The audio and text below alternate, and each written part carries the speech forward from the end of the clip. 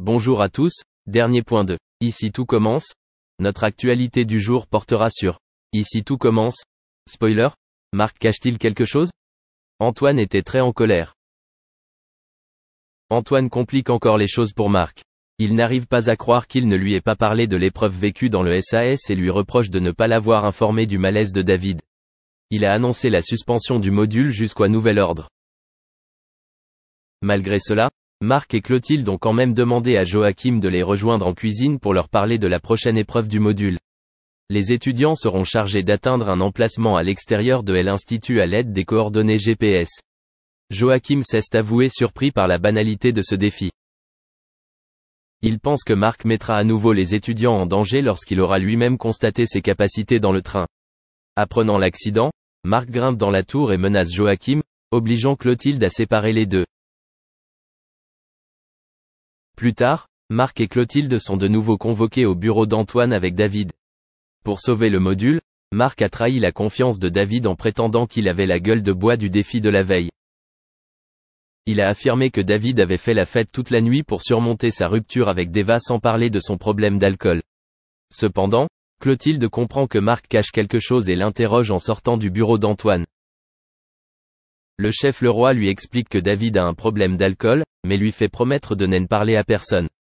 Il veut garder la confiance de David et accepte donc de consulter un médecin en réadaptation qu'il connaît. Dans la journée, Marc est allé voir David au commissariat et lui a donné le numéro de téléphone du médecin. David ne comprend vraiment pas pourquoi son professeur veut autant l'aideur. Marc répond qu'il a aussi des problèmes d'alcool. À une époque de sa vie, l'alcool était si répandu qu'il causait de graves dommages à ses proches. De son côté, Clotilde se rend chez Antoine pour défendre Marc. Elle s'est rendue compte que son collègue n'était pas toujours une personne normale mais qu'il était un grand leader et grâce à lui les élèves se sont beaucoup améliorés. Il serait dommage que ce module soit annulé. Antoine a commencé à plier en voyant que Marc venait d'envoyer un message au groupe de l'Institut, cuisiner un fougou et mangez-le. Cependant, le fougou est un type de poisson qui peut être mortel s'il n'est pas correctement cuit. Antoine demande à Clotilde de se rendre à l'évidence, Marc est dangereux. Merci d'avoir regardé et à la prochaine vidéo. N'oubliez pas de vous abonner à notre chaîne.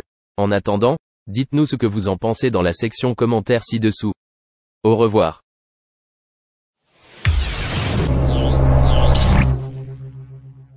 Le salaire mensuel de l'animatrice star Evelyne Delia fait l'objet de plusieurs critiques dans la presse depuis un certain temps. Il y a de quoi être surpris face aux chiffres exposés.